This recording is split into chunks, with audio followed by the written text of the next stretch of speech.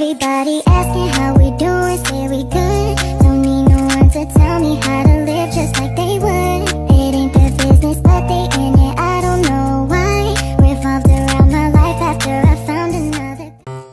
Kemelesetan ekonomi ialah tempoh kemerosotan yang ketara dalam aktiviti ekonomi. Ia ditandai dengan penguncupan dalam keluaran dalam negara kasar KDNK, peningkatan dalam kadar pengangguran dan penurunan dalam pelaburan.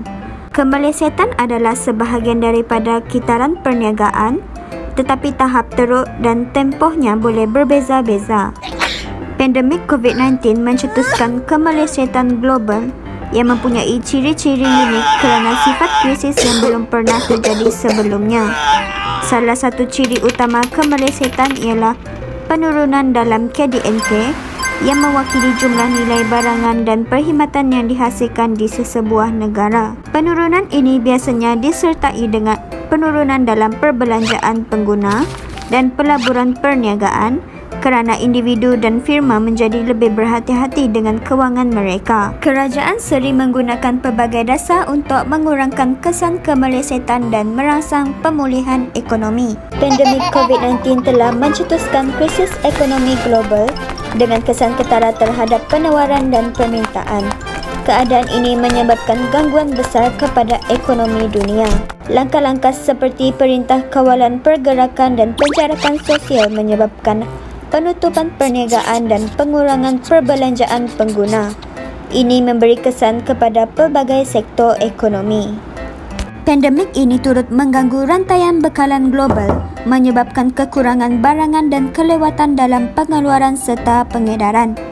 Gangguan ini menunjukkan saling pergantungan global di mana masalah di satu tempat mencetuskan kesan berantai di tempat lain. Kesan ekonomi pandemik berbeza mengikut industri. Sektor seperti pelancongan, perhotelan dan runcit terjejas teruk kerana pergantungan mereka pada interaksi bersemuka.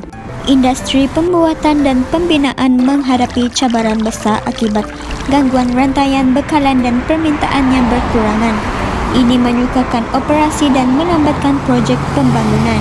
Sebaliknya, beberapa industri seperti teknologi dan penjagaan kesihatan mengalami pertumbuhan pesat semasa pandemik.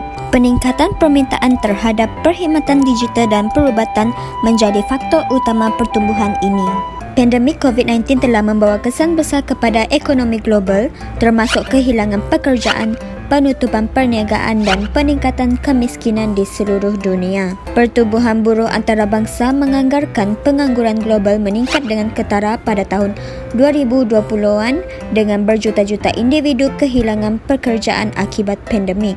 Pandemik ini membubuhkan lagi ketidaksamaan yang sedia ada, terutamanya menjejaskan pekerja bergaji rendah, wanita dan kumpulan minoriti secara tidak seimbang.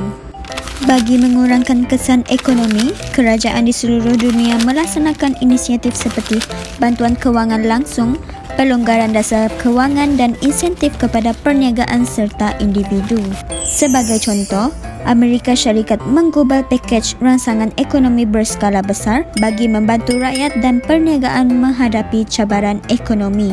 Negara-negara di Eropah pula melaksanakan langkah seperti skim cuti tanpa gaji dan jaminan pinjaman bagi menyokong ekonomi mereka. Ahli ekonomi telah menganalisis krisis COVID-19 melalui pelbagai teori ekonomi untuk memahami kesannya terhadap ekonomi global. Ekonomi Keynesian yang menekankan peranan penting perbelanjaan kerajaan dalam merangsang permintaan semakin relevan dalam situasi krisis ini. Teori Keynesian ini mencadangkan bahawa semasa kemelesetan, kerajaan harus meningkatkan perbelanjaan bagi mengimbangi penurunan permintaan daripada sektor swasta. Teori kitaran perniagaan pula menerangkan pergolakan ekonomi sebagai sebahagian daripada sifat semula jadi kitaran ekonomi yang terdiri daripada fasa pertumbuhan dan kemelesetan. Teori pasaran buruh dui pula menekankan pengalaman berbeza pekerja dalam segmen pasaran buruh yang berbeza seperti pekerja bergaji rendah dan pekerja mahir. Krisis COVID-19 memberi peluang untuk menguji dan memperhalusi teori-teori ini serta membangunkan rangka kerja baharu untuk memahami krisis ekonomi pada masa hadapan. Pandemik COVID-19 berkemungkinan membawa kesan jangka panjang kepada ekonomi global, mempercepatkan trend seperti automasi dan pendigitalan. Peralihan ini berpotensi menyebabkan kehilangan pekerjaan dalam sektor tertentu, terutamanya yang bergantung kepada tenaga kerja manual. Kerajaan memainkan peranan penting dalam membentuk lanskap ekonomi pasca pandemik melalui pelaburan strategik. Melabur dalam infrastruktur, pendidikan dan program latihan semula dapat mewujudkan pekerjaan serta memupuk ekonomi yang lebih berdaya tahan dan inklusif.